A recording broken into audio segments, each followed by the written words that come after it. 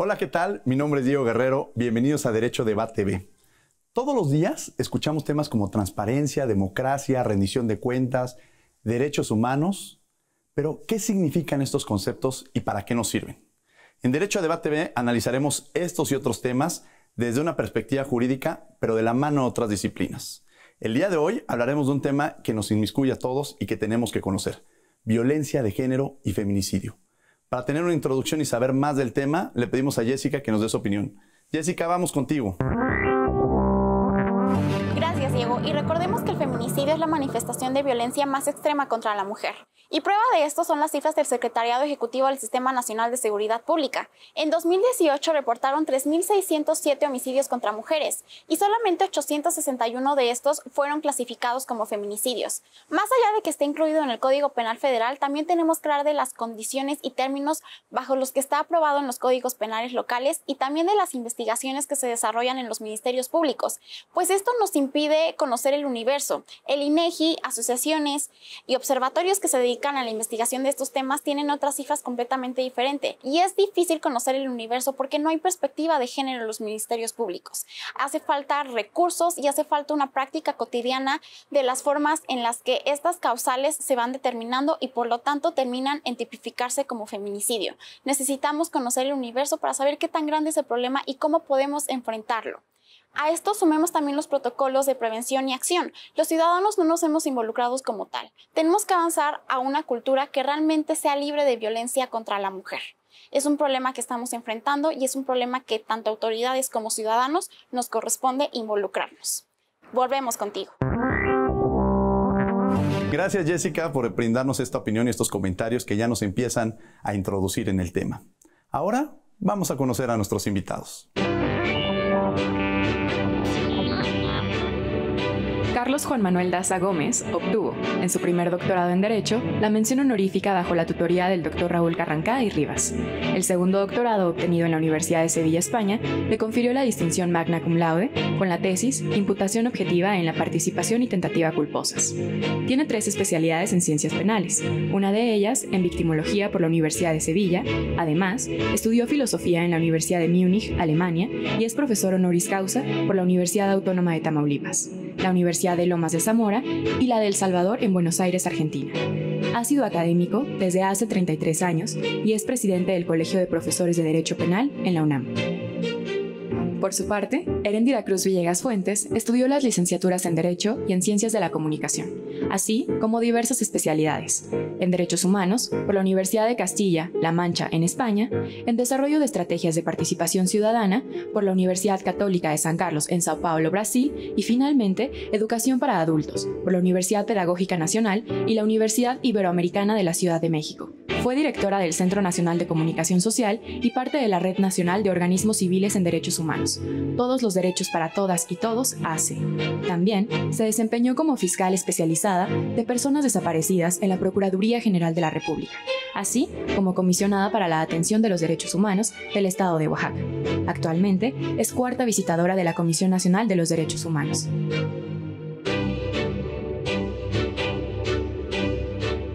Bien, este es el perfil de nuestros invitados. Los invitamos a que nos sigan en las redes sociales. Estamos en Facebook, en Twitter y en Instagram como Derecho a Debate. Heréndira, Carlos, un placer tenerlos el día de hoy aquí en Derecho a Debate. Un gustazo, al contrario. Gracias por este honor de tenerlos, gentes queridas y admiradas en este espacio. Y bueno, la primera pregunta que surge referente al tema que vamos a abordar el día de hoy es: ¿qué es la violencia de género, Heréndira? Pues la violencia de género está muy claramente contemplada en el artículo 3 de Belén do Pará, que establece 9 derechos fundamentales. ¿Belén do Pará qué significa? Belén do Pará es la Convención Interamericana para erradicar cualquier tipo de violencia contra las mujeres.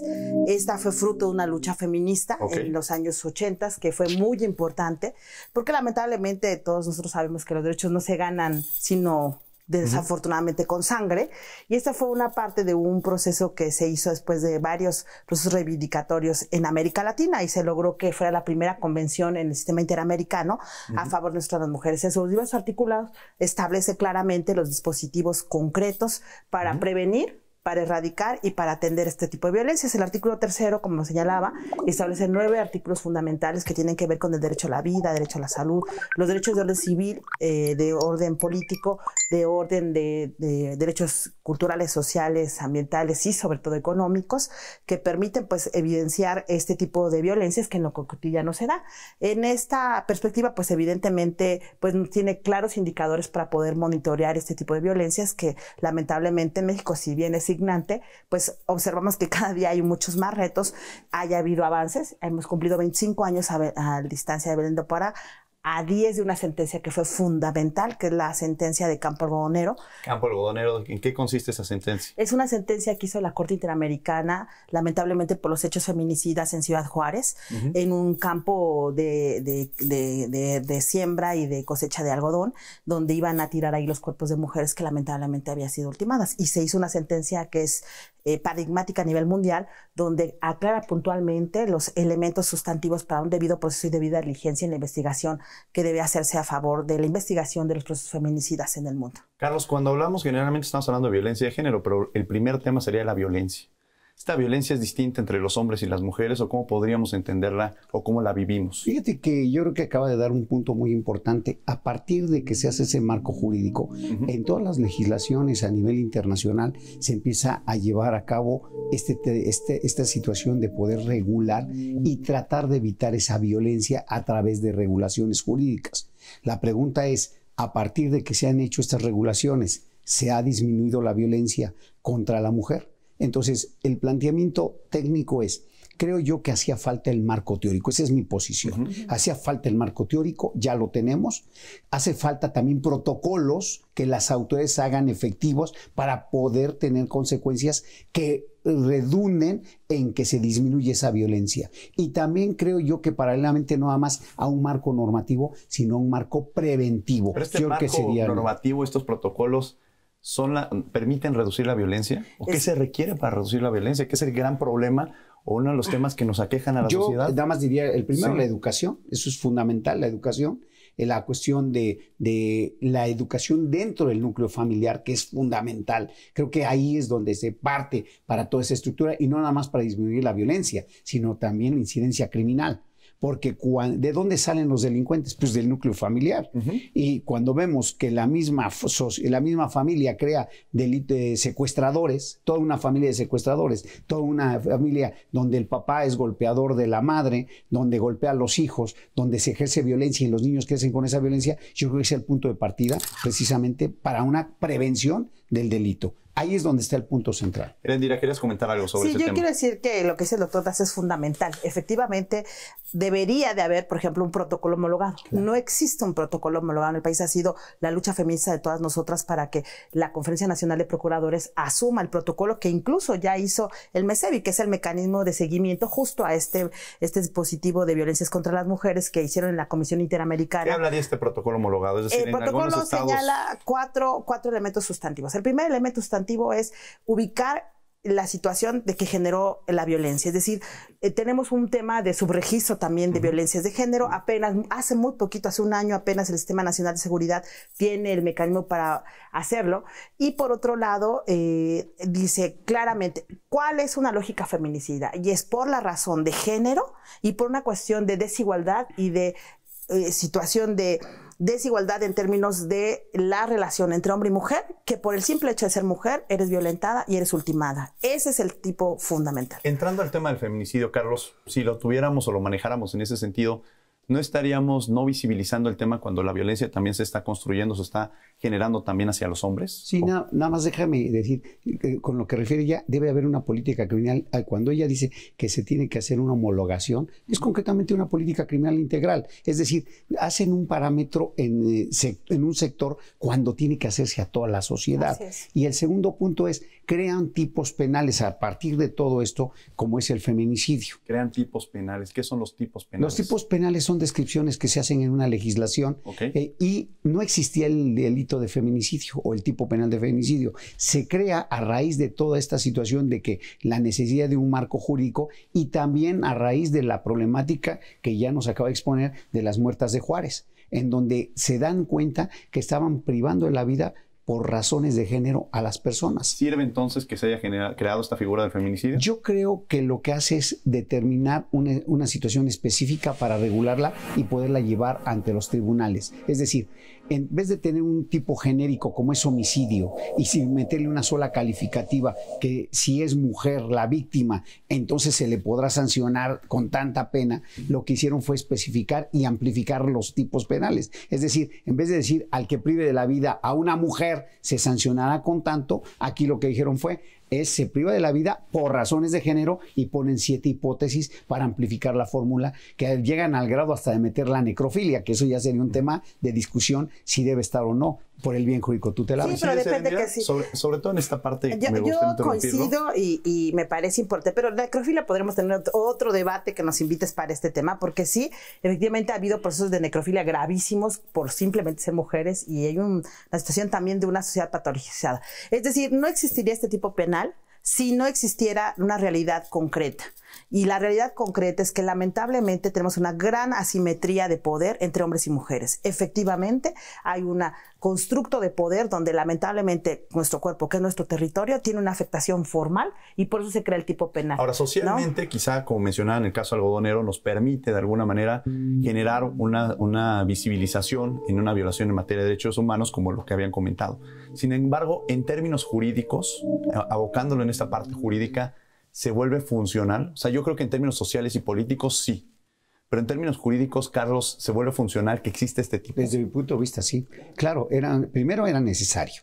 Yo siempre me he planteado, ¿era necesario o no necesario? Pero no hace más difícil con en los escenarios que tú facilita, porque al momento de amplificar la fórmula, por ejemplo, exponer un cuerpo de una mujer que acaban de privar de la vida públicamente, ya estamos hablando de feminicidio. El hecho de que por cuestiones mutilarla con cuestiones sexuales también ya es un feminicidio. O el simple hecho de que ya venga desde una violencia dentro del núcleo familiar, esto también ya está llevándolo. Creo yo que fue acertado crear el tipo penal y amplificar la fórmula, porque es la manera más práctica en que no pueda haber impunidad.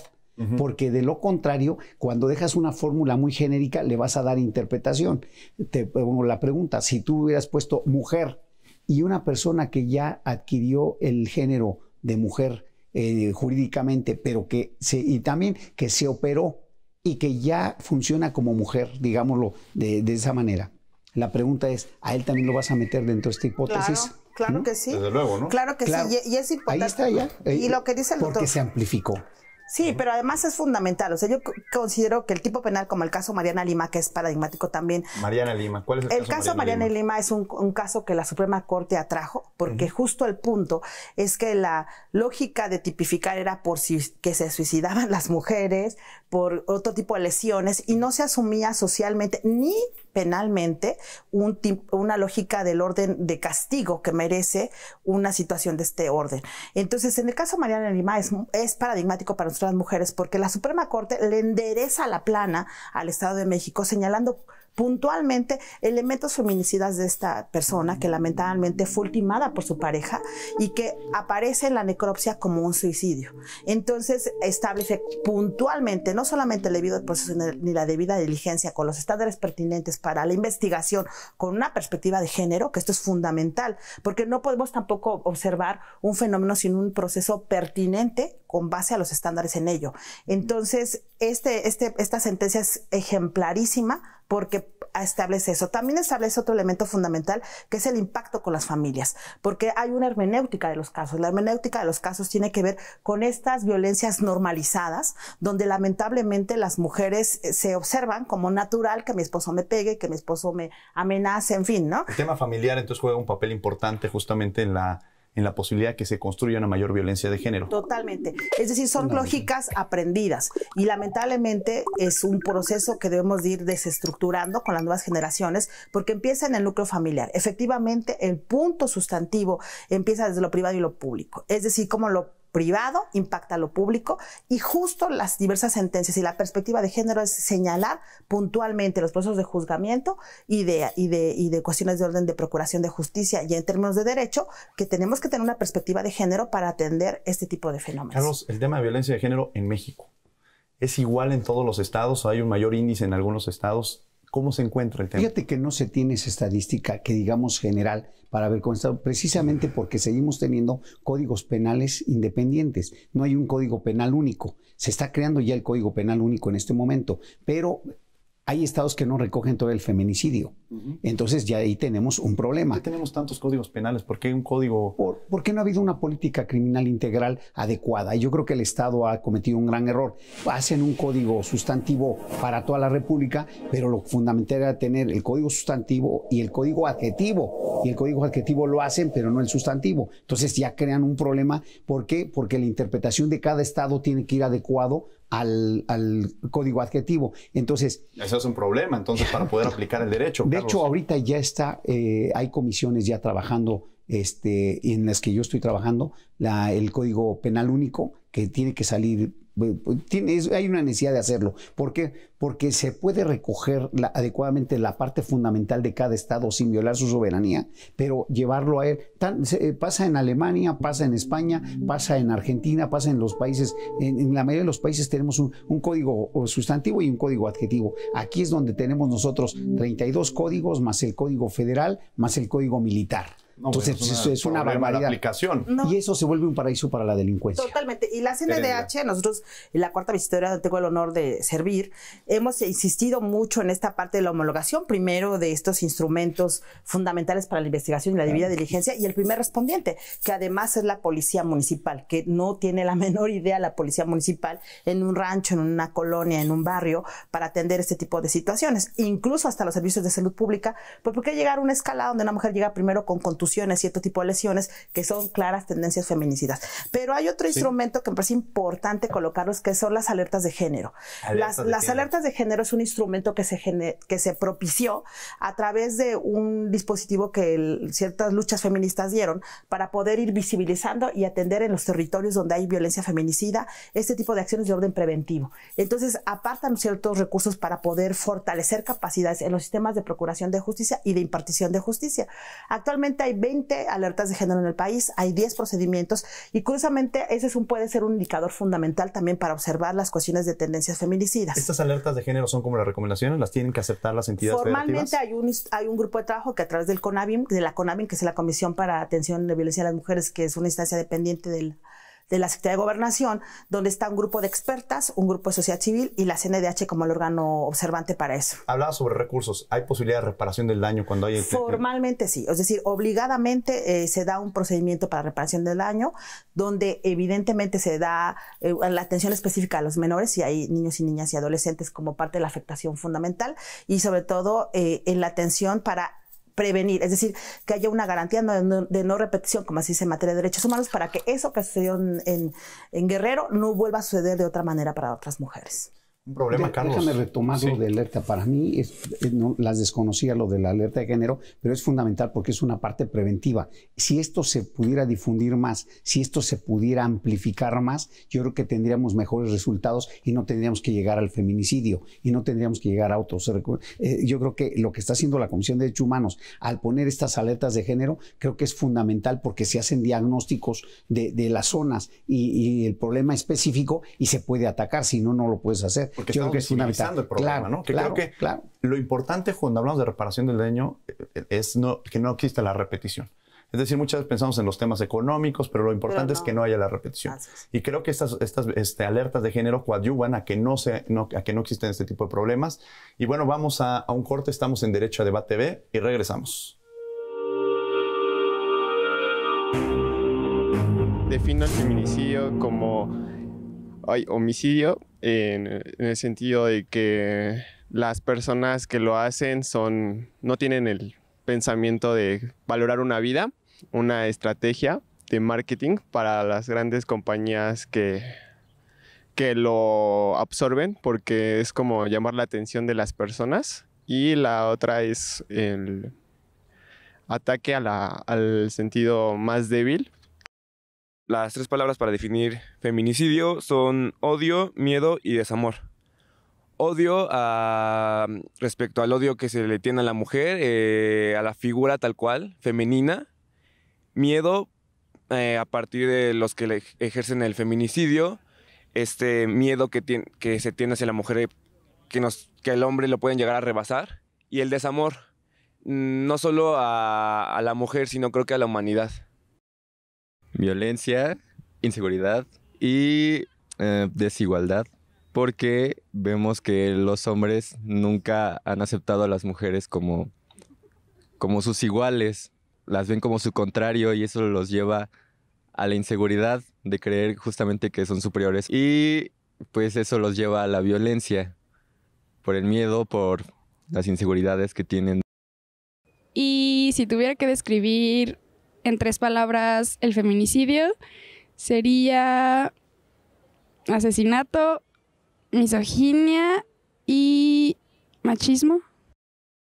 Las palabras que me vienen a la mente cuando escucho feminicidio son terror, violencia y obviamente tristeza. Terror porque simplemente no concibo que en estas fechas esté ocurriendo eso contra las mujeres.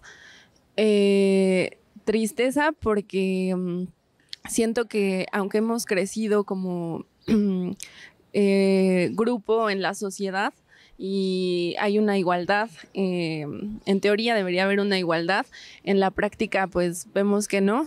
Y finalmente violencia, pues porque sales a la calle y escuchas las noticias y no hay otra cosa que no sea violencia en estas fechas. Feminicidio, en 3 palabras. Odio, venganza y creo que la 3ª palabra sería enfermos. Enfermos si por nuestro género, si porque se sienten superiores y al matar de la manera en que lo hacen, se sienten con la fuerza, se sienten grandes quien lo hacen. Eso sería como yo podría definir feminicidio. Utilizaría matar, mujer y odio. Yo puedo definir al feminicidio como muerte, mujeres y sexo débil. Feminicidio en una palabra o en 3 palabras, yo lo definiría en una palabra. Es un horror lo que está pasando en nuestro país. Un terror, verdaderamente. Entonces, pues es un tema que está pendiente y que nos los deben en la agenda nacional.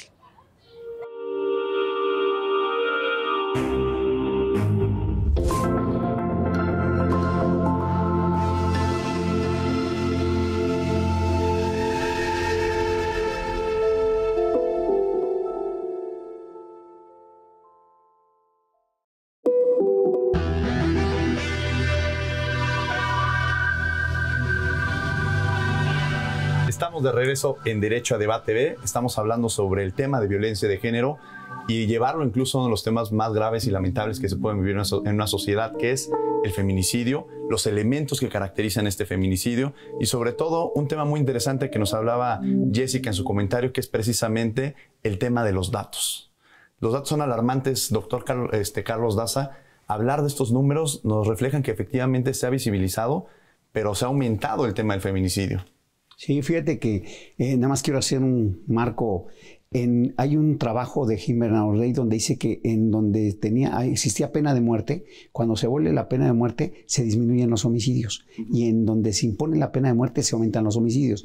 Se crea el tipo penal de feminicidios y entonces si Si te quiero dar el dato que me está facilitando Erendira sobre cómo han estado las estadísticas del 2015 a la fecha.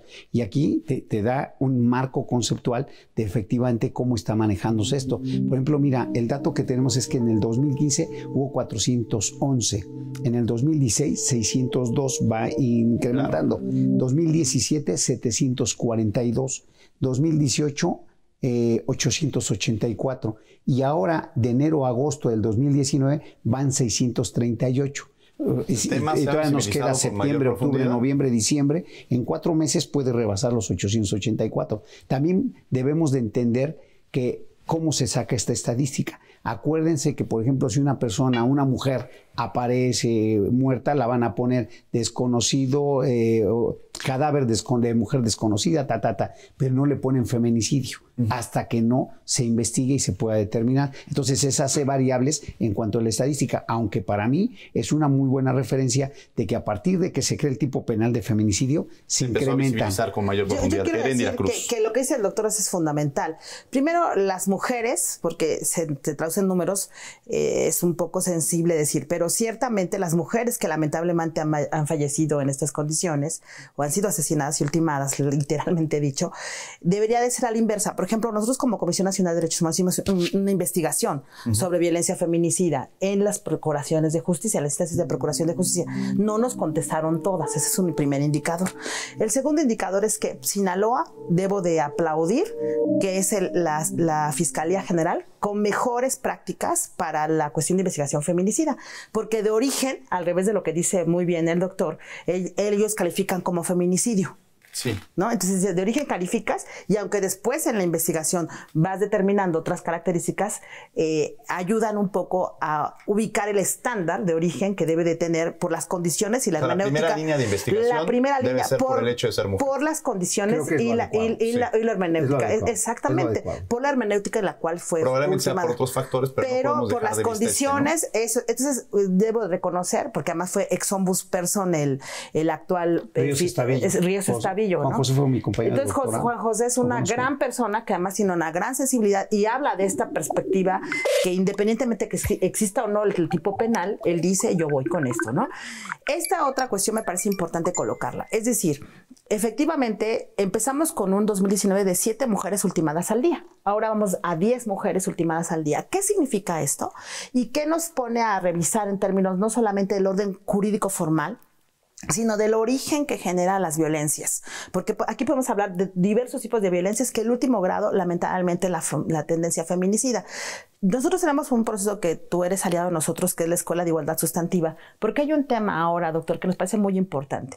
Está la igualdad total, es decir, la paridad total. Eso va a significar también otro tipo de violencias en los territorios, por los procesos de participación de las mujeres. Nosotros que venimos de Oaxaca sabemos perfectamente lo que va a implicar, porque también esos van a ser feminicidios, lamentablemente, si no preparamos, si no prevenimos y no atendemos previamente con un sistema. Yo quiero abordar ahora un tema fundamental, que es el Sistema Nacional de Protección para las Mujeres. Sistema Nacional de Protección para las Mujeres. Ese sistema es fundamental. La Ley General por una Vida Libre de Violencia establece este sistema, es decir, tener a todas las instancias de gobierno, a los 3 niveles de gobierno, para poder discutir y tener una perspectiva de género para la atención de ello. Es decir, en el orden preventivo hay violencia económica, en el orden, que es lo que genera la dependencia también con las hombres y mujeres y que lamentablemente llega a ultimar vidas, ¿no? El otro tema tiene que ver con las violencias en el orden de salud, por ejemplo, la violencia obstétrica, que también tiene una derivación de muertes maternas. Sí, es una de las principales otra situación también muy grave es por ejemplo, México, es una pena decirlo, tenemos embarazos infantiles. Somos de los primeros lugares en América Latina y en el mundo el tercero. Esto es delicadísimo y esto va aunado al matrimonio infantil, que también que apenas recientemente afortunadamente con las diputadas tenemos un seguimiento a todos los mecanismos de CEDAW, que es el Comité para las cuestiones de atención por una vida libre de violencia y discriminación de la ONU, y que ellas asumieron los compromisos de CEDAW, y estas son las recomendaciones. La CEDAW de Naciones Unidas ha reiterado la importante necesidad de fortalecer los sistemas de protección. Erendira, nos has puesto sobre la mesa diversas formas de violencia en las cuales pueden enfrentarse las mujeres. Carlos, eres penalista y te toca vivir, ahora sí que enfrentar todo el sistema de justicia, vivirlo todos los días. ¿Están sensibilizados los actores que están inmiscuidos? Es decir, cuando llega alguien al Ministerio Público y presenta la denuncia, ¿hay una sensibilización de los ministerios públicos? Creo que sí hace falta. O sea, a pesar de que hay protocolos, no son suficientes. Porque llega el familiar y le dicen, bueno, pues ya váyase a llorar. Hay, no, hay una falta de sensibilidad. O desaparece la chica y esperen 72 horas, sí, ¿no? Seguramente se me hace una tontería. O sea, siempre hay una justificación, Eso ¿no? creo que ha creado impunidad y ha creado que no se lleven adecuadamente las investigaciones. En el momento en que no aparece una persona, tiene que activarse todo lo que tenga la sociedad, medios de comunicación, pero sobre todo la Procuraduría tiene que hacer una investigación. Yo siempre he pensado que debe de haber investigadores para este tipo de cosas. ¿La Procuraduría ha jugado ese papel? Mira, yo lo he comentado, ha sido parte de una propuesta que yo tengo, que por ejemplo, si no aparece una persona, inmediatamente se activen todos los protocolos para efecto de que se investigue. Si después sale que se fue con una, no pasa nada. Claro. Pero activó una alarma que era necesaria. En cambio, si tú esperas esas 72 horas, lo que está previsto internacionalmente es que en 48 pasar muchas cosas. Que en 48 horas, que las primeras 48 horas son fundamentales para poder investigar un hecho, porque si no, se van borrando todos los vestigios de una investigación. Entonces, creo yo que es fundamental que en el momento en que no aparece, había 5 jóvenes desaparecidos hace una semana, que aparecieron después, pues, ¿y qué hicieron? No hicieron los protocolos, simplemente esperaron a que aparecieran y luego ya apareció uno, ya apareció otro y todos felices porque aparecieron, pero ¿qué pasa si aparecen muertos? Estamos ante un problema terrible.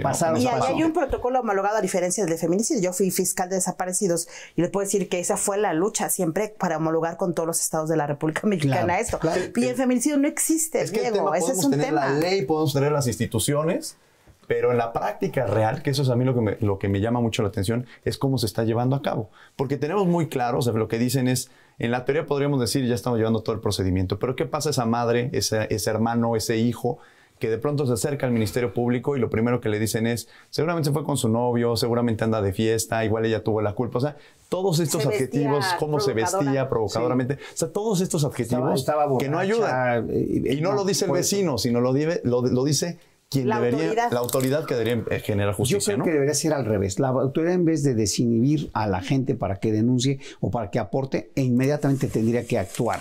Es decir, que hubiera grupos especializados de atención de delitos de alto impacto y también que hubiera gente que atendiera personalizadamente. Ponerle a 2 gentes que investiguen de ese momento, pero no 2 policías que digan, véngase, la entrevisto aquí, la veo pasado mañana, deme el sustento. No. Tienen que actuar inmediatamente. Tienen ahí computadoras, tienen bases de datos, ver en redes sociales, ver en llamadas telefónicas a su grupo de amigos, ver su teléfono y darle seguimiento porque el localizador, ¿dónde está ese teléfono? Carlos, quiero ir a ese tema. ¿Qué pasa justamente en ese escenario que tú planteas? ¿Qué pasa justamente cuando no se lleva el procedimiento como se debe, llega uno al Ministerio Público y no lo hace? O sea, ¿qué puede hacer la víctima? Nosotros decir claramente que, independientemente que hay una ley general de víctimas que es fundamental y que obliga, además, ya con la reforma al primero constitucional, es una gloria para quienes defendemos los derechos humanos porque hay un estándar formal, que es el principio por persona, que obliga a tener una atención formal sobre ello. Pero algo que es muy importante que debo de comentar de lo que decía el doctor Daza, es esta importante necesidad de robustecer las instituciones del Estado, ¿no? Nosotros como Comisión Nacional de Derechos Humanos los invito a todas y a todos nuestros queridos amigos televidentes que vean los estudios que hemos hecho. Hay estudios y además tenemos un atlas, Diego, hicimos un atlas padrísimo, doctor, le platico a todos nuestros amigos también, donde hicimos estado por estado la vinculación de las violaciones a derechos humanos de las mujeres en los territorios, porque al final los derechos tienen una afectación en los territorios y se observa cuál ha sido las omisiones de los ministerios públicos, las omisiones de las policías, las omisiones de las instancias de salud y de seguridad. Entonces, en todos los ámbitos. Entonces, las invito a que vean ese atlas de género, que es innovador, padrísimo, que lo hicimos con la UNAM. Desde una perspectiva social, la pobreza y la desigualdad tienen un factor importante en este tipo de delitos. Sí, lamentablemente sí, pero también hay violencia feminicida en estratos socioeconómicos altos. Es decir, aquí hay un tema de fondo que es esta dicotomía de discriminación y violencia. Estigmatizar. No. Curiosamente, hay ciertamente afectaciones porque las mujeres de un nivel socioeconómico alto pues tienen acceso y mayor información. También es proporcional eso y está comprobado. Sin embargo, la OCDE misma lo señala. Sin embargo, lamentablemente, este tipo de violencia y tendencia feminicida no perdona ni raza, ni clase, ni estatus. y ni siquiera tampoco nivel académico. Déjame retomar la parte, por favor, creo Carlos. que antes no me quiero quedar con esto. Sí. Creo que es fundamental que las fiscalías, hoy fiscalías, retomen la situación de que en cuanto se presente una persona a hacer una denuncia, inmediatamente, lo que es inmediato, tenga una atención personalizada. Porque estamos hablando de una vida que no aparece, hay una persona desaparecida y no podemos nosotros decir, espérese, tome su asiento, dentro de una hora la voy a atender, fíjese que se sale, se va y pasan 4 o 5 horas y la gente sigue sentada. Seguramente muchas personas que nos ven ¿hace cuánto han vivido esa situación? Hay que esperar 48 horas para ver si... Y el protocolo homologado lo obliga. No, esto es obligatorio ya, esto es legislativo, debe haber una regulación y hay una regulación que debe respetarse y los protocolos se deben de seguir al pie de la letra. Hemos visto nosotros grandes problemas de que la gente va y denuncia, me está golpeando mi marido, me quiere matar. No, pero espérese, son simples amenazas. Y al rato la persona aparece ejecutada por el marido. En Tabasco, frente al juez. Sí, frente al juez. No metieron las medidas de protección, que es otra figura importantísima. Sí. A quienes nos ven, amigos y amigas, de veras es importantísimo. Medidas de protección. ¿Qué son las medidas de protección? Es una medida de apremio para poder generar una cautela hacia la persona. Es decir, judicialmente, tanto el Ministerio Público como el juzgador pueden someterse a ese tipo de dinámicas El donde Código Nacional lo establece. Además lo establece también efectivamente para poder proteger a las mujeres y no se está cumpliendo ese mecanismo y justamente pasa lo que pasó en Tabasco, donde están en el juicio para el divorcio y llega y la última frente al juez. Entonces ese es un tema realmente grave. Y otro caso tan lamentable en Chihuahua, donde el sujeto que pertenecía a una banda de narcotraficantes que mata a la novia, se hace la investigación y él confiesa en video, lleva a los policías donde está el cadáver, lo sacan al cadáver, sale esto, todo coincidía su confesión con los hechos. Cuando llegan ante el juez dice, pero no estaba un abogado junto a ti al momento de que y la dejaron libre. Pero espérame, lo más grave es que la mamá va y se para en el Zócalo. Ningún policía no le dio atención, nadie. Estaba nada más exigiéndole al gobernador que interviniera porque habían matado a su hija. Pues no llega este salvaje, este tipo, y la corretea en la Plaza Mayor y la mata ahí en pleno, y queda grabado todo esto. Ahí tienes el claro ejemplo de que la autoridad desdeña este tipo de problemas. ¿Funciona entonces el sistema de justicia ante un escenario como el que nos está planteando? Te doy mi punto de vista. ¿Sí? Creo yo que no está funcionando. O sea, me atrevo a decirlo, cuando tienes con uno solo con de este estos casos, con un solo de estos casos, en los cuales no se ponga la atención, no está funcionando. Pero hay algo muy importante, Diego, porque hay un protocolo homologado justo también para los juzgadores con perspectiva de género. Después del caso Mariana Lima, que yo lo señalaba, establecieron formalmente la obligatoriedad de los juzgadores para que tengan la pertinencia de ubicación preventiva, de atención y de juzgar con una lógica de género y que, bueno, me parece que es importantísimo y es una tarea fundamental de una voluntad, porque también aquí debemos de hablar de voluntades, de sensibilidades y que en esta cuestión debería de implementarse pertinentemente este protocolo con perspectiva de género y de la atención de casos feminicidas. Puntualmente, Carlos, en el términos jurídicos, ¿qué tendríamos que cambiar? O sea, ¿qué tendría que cambiar en el sistema de justicia? Yo creo que primero para que sea efectivo existen los protocolos, existe la ley. Lo que tenemos que es que obligar a las fiscalías a que es el primer punto de encuentro con la víctima. ¿Obligar? Pues es que yo creo que ahí tendría que haber la denuncia por parte de la gente, la obligación de las autoridades superiores como es el fiscal general, para que en cada una de las delegaciones tengan una atención personalizada para cualquiera de las víctimas. Yo creo que el gran olvidado dentro de todo un proceso son las víctimas y es el que debemos de darle preponderancia. En cambio le damos preponderancia al delincuente cuando realmente el delincuente, si quiere declara o no declara, tiene que tener su abogado y tiene 1000 recovecos para poder tener una libertad. Cuando la víctima llega, no la atienden, pues imagínate cómo está desnivelado todo este proceso cuando se dice que se buscaba un equilibrio entre las partes. Entonces, creo yo que no está funcionando y tenemos todos los instrumentos, ya están los instrumentos legales. Ahora hay que bajarlos para que obligatoriamente cada una de las autoridades los cumpla. En términos de los organismos no jurisdiccionales de protección y defensa de derechos humanos, ¿cuáles son los puntos o por dónde se trabaja para que podamos erradicar? Hay 6 puntos concretos. El primero es la formación de cuadros pertinentes para entender esto. Me parece que en las escuelas hemos dicho que la currícula escolar debe de haber un tema fundamental cuando te estás formando de médico, de abogado, etcétera, para este tipo de temas de orden de atención concreto, y obviamente también en los sistemas de incentivos. Nosotros pensamos que tiene que haber un incentivo también para poder, y también una sanción, que es el tercer nivel. El cuarto nivel tiene ¿Incentivos como cuáles podremos mencionar? Podría hacer algo, por ejemplo, puede haber premios, puede haber alguna cuestión de buenas prácticas, que además hay dispositivos de tener una lógica escalafonaria que le ayude y le permita también tener en esta lógica un ejemplo para otros, para que pues, decir, bueno, mira, si haces bien puedes tener otro nivel. En fin, y otro tema que me parece importantísimo es la educación. O sea, finalmente, si no haces una lógica de orden preventivo desde los niños y las niñas, en una lógica además multicultural, porque este es un país con 69 naciones, con diversas lenguas, y no hay esta perspectiva pluricultural ni étnica para atender este tipo de temas que además se van normalizando en nuestras comunidades indígenas. Quiero regresar ¿no? contigo justamente para que nos platiques desde la escuela itinerante, que es un trabajo en el cual se ha desarrollado y se ha fomentado precisamente estos temas de derechos humanos. Vamos a Descubriendo tus derechos y regresamos a Derecho a Debate TV.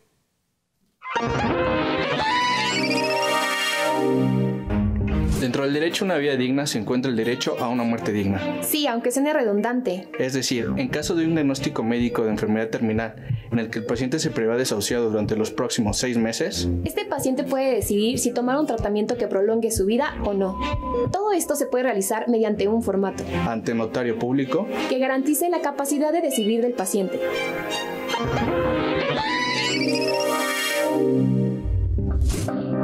Estos fueron Descubriendo tus derechos. Cada semana vamos a tener esta sección donde conoceremos más de los derechos que tenemos todas y todos los ciudadanos en este país y que de alguna manera también podamos ejercer estos derechos, porque para poder exigir estos derechos siempre es importante conocerlos, y para eso Descubriendo tus derechos nos va a mantener informados de los mismos. Estamos de regreso hablando precisamente sobre el tema de feminicidio. Los invitamos a que nos sigan en las redes sociales. Estamos en Twitter, en Facebook y en Instagram como Derecho a Debate. Heréndira, Carlos, estamos hablando precisamente sobre este tema tan sensible dentro de la sociedad. Hemos puntualizado, y yo estaba con Heréndira hablando sobre el tema de prevención, y hablábamos sobre esta escuela itinerante, sobre el tema de la educación, el papel que juega. Fíjate que debo de agradecerte a ti, porque siempre es un buen aliado y toda la locura, don Carlos, este muchacho no la sigue.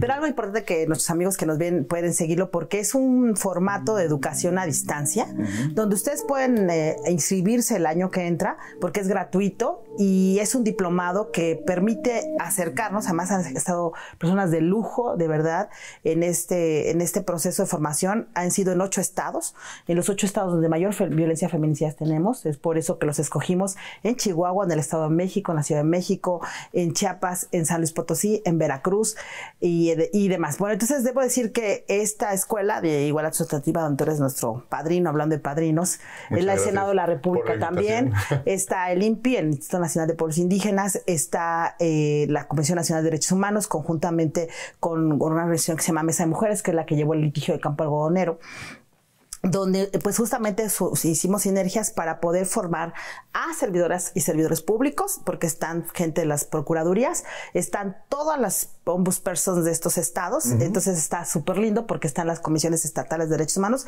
y tribunales. Entonces se junta la acción jurisdiccional con la no jurisdiccional, justamente para tener estos elementos sustantivos para atender los temas de violencias de género, pero sobre todo prevenir. O sea, cómo desde un ministerio público puede atender a una persona, porque a veces también el doctor señalaba unas cosas, pero yo fui fiscal y muchas de las cosas que suceden es porque no sabemos cómo hacerlo o porque no tenemos incentivos para hacerlo correctamente. Entonces, esta escuela es justamente ayudar a que la gente sepa cómo atender, qué sensibilidad debe de tener y sobre todo tener pasos muy claros para poder aceitar, y reitero el tema del sistema, porque el sistema es fundamental. Es decir, no pasaría todo lo que narró el doctor Daza si un sistema de orden, de impartición, de procuración de justicia, de orden legislativo, que ese es otro tema también real, claro. Los presidentes municipales, los gobernadores y todas las instancias del Poder Ejecutivo tuvieran una lógica conjunta para poder atender esto, no sucedería. Carlos, ¿cómo logramos identificar? Ya hemos hablado del problema, hemos puesto ejemplos, hemos dicho la importancia, hemos generado mecanismos quizá para prevenir, pero ¿cómo detectamos o cuál es la estructura del feminicidio en términos jurídicos? Déjame poner sobre la mesa antes de contestarte un planteamiento. Si nosotros tenemos la estadística de que se ha incrementado el feminicidio Y por otro lado, nos acaba de explicar perfectamente Herendia todo un marco normativo que se está haciendo para prevenir y para hacer los protocolos y las alertas, todo esto. Entonces, ¿qué nos está faltando? ¿Qué está sucediendo?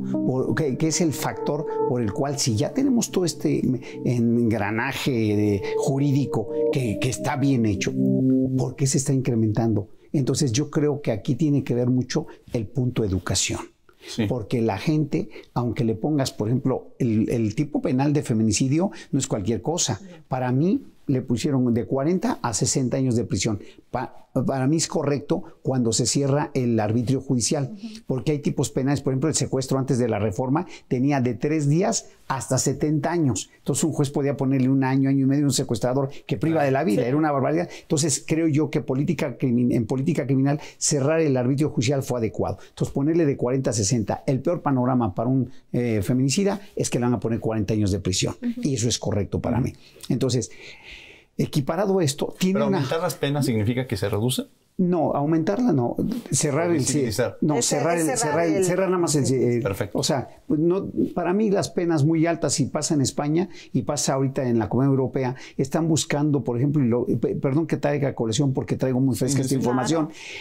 Las penas más altas, hay cadena hasta perpetua, pero la pena más alta es 15 años. En el caso de La Manada, que fue todo un escándalo, que tiene que ver con una cuestión sobre una menor, una joven de 18 años, le pusieron 15 años de prisión, pero ¿sabes dónde es donde ha funcionado? Que se aumentaron las penas pecuniarias. O sea, todo lo que es pena pecuniaria se aumentó, y entonces el resultado es que se disminuyeron los delitos. Es llamativo esto. En vez de aumentar las penas, aumentaron las reducciones. Sí. Entonces te ponen penas millonarias, y entonces la gente está... Ve el caso de Messi, ve el caso de Cristiano Ronaldo. Le ponen 1 año de prisión, pero le meten 50, 60 millones de euros. Entonces, eso ha funcionado para prevenir los delitos. Y que es llamativo. En el contexto europeo. En el contexto europeo. Ahora, llevado a nosotros, yo lo que quiero plantear es que hace falta que todo esto que está bien organizado, que ha habido un gran desarrollo, porque hay que reconocer que no existía esto. Estamos hablando de los últimos 15, 20 años para acá.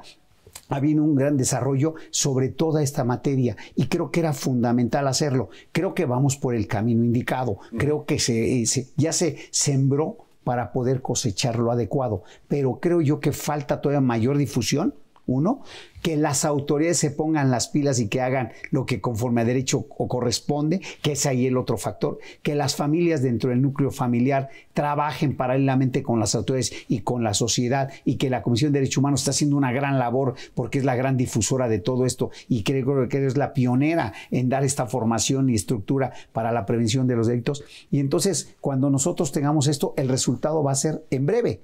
Yo no creo esperar tanto tiempo para que se disminuyan los feminicidios. Yo creo que con todo lo que se está haciendo, en breve vamos a tener nosotros estadísticas muy favorables en que haya una reducción considerable en los feminicidios. Importante tema. Hablabas de las víctimas, hay víctimas directas, víctimas indirectas, los familiares, las niñas, los niños y adolescentes, que muchas veces son precisamente estos sectores en situación de vulnerabilidad y que son los más afectados, y que, como lo decíamos, desde la familia muchas veces se promueve o se genera este tipo de situaciones. ¿Cómo se trabaja con estos sectores como los niños? Es muy importante lo que dices, Diego, porque nuestros amigos que nos ven deben de saber que hay un sistema nacional de prevención y atención para los niños y adolescentes, que es el CIPINA, que es un sistema nacional para poder atender este tipo de cosas vulnerables. Por ejemplo, los niños que están en tránsito, los niños que salen de la trata, los niños que son hijos de personas desaparecidas, ¿no? Y me parece que faltaría robustecer todavía una política de Estado en esto. Es decir, que todas las cuestiones de niños y niñas víctimas de violencia o de delitos de alto impacto, solamente Tamaulipas curiosamente lo ha logrado. El sistema del DIF estatal de Tamaulipas ha hecho un ejemplo muy interesante, que incluso trajeron a colombianos que después del tema de la posguerra en Colombia hicieron la atención integral. Es decir, los niños que han ganado cuestiones de ajedrez, los niños que cantan en el kinder la sinfónica con la niña, tienen que ver con ese tipo de programas de incentivar a estos niños y menores que están en contextos sumamente violentos, y que justamente la cultura, que es un tema que aquí, la cultura previene, la cultura promueve tejido social, y la cultura debe de tener un espacio fundamental, que lo hicimos también en Juárez cuando fue lo del campo algodonero, que el mecanismo se llamaba Pacto por la Cultura, que era ir a los territorios donde estaban las señoras que iban horas a la maquila, y que los niños se quedaban solitos encerrados, incluso hasta quemados por esta situación. Entonces, estas estas cuestiones, sin duda, la secretaria Alejandra Frausto tendrá una gran sensibilidad para poder tener este tipo de mecanismos preventivos con los niños para, a través de la cultura, robustecer sus valores y sobre todo prevenir. Y la otra parte también son los sistemas de protección a través de la salud y algunos otros mecanismos de reparación de daño que justo la Comisión Nacional de Víctimas, la CEAV, ahora que es el nuevo titular o la nueva titular, tendrá que tener una gran labor para poder fundamentalmente priorizar la labor en las víctimas, niños, niñas y adolescentes. ¿En qué consiste la reparación del daño? ¿Cómo podemos encontrar esta reparación del daño? Los mecanismos de reparación de daño son diferentes. Por una vía es la cuestión de la vía no jurisdiccional, cuando son recomendaciones de la Comisión Nacional de Derechos Humanos, donde hemos recomendado casos puntualmente para la atención integral psicológica, de atención, sobre todo de garantías de no repetición, que esto que pasó, que a otros niños no les vuelva a pasar, que esto es fundamental en esto, y otras medidas resarcitorias para cuestiones de garantizar su educación hasta la cuestión superior o media superior, dependiendo de ellos también, ¿no? Porque pues son técnicos también. Entonces, esto establece criterios en la Corte Interamericana a nivel internacional, pero sobre todo son por una vía jurisdiccional a través de un juez y a través de la Comisión Nacional de Derechos Humanos o de las comisiones estatales, dependiendo de los casos que fundamentalmente se establezcan. Que no está peleada una con otra. Puede uno seguir por la vía no jurisdiccional y puede acudir también a la vía jurisdiccional. Carlos. Sí, fíjate que quiero retomar todo lo que está planteando Erendira, porque creo que es fundamental. Yo creo que el punto de partida para poder bajar los índices de la violencia de género está en lo que acaba de plantear. Solamente falta trasladarlo a que se ponga la camiseta a las autoridades y que contribuyan, porque tú puedes hacer una ley preciosa, pero el que la aplica, la interpreta de una manera, ya no sirvió esa reforma. Entonces, si ellos están haciendo un gran esfuerzo, están haciendo todo este tipo de protocolos, todo este tipo de normatividad que para mí es fundamental, y la trasladamos para el factor humano, ahí es donde está fallando. Yo creo que ese es el punto central de la falla que tenemos hoy. Es importante la normatividad, lo dices, y a veces dicen, ¿para qué sirven los abogados o para qué sirven las leyes? Claro. ¿Para qué?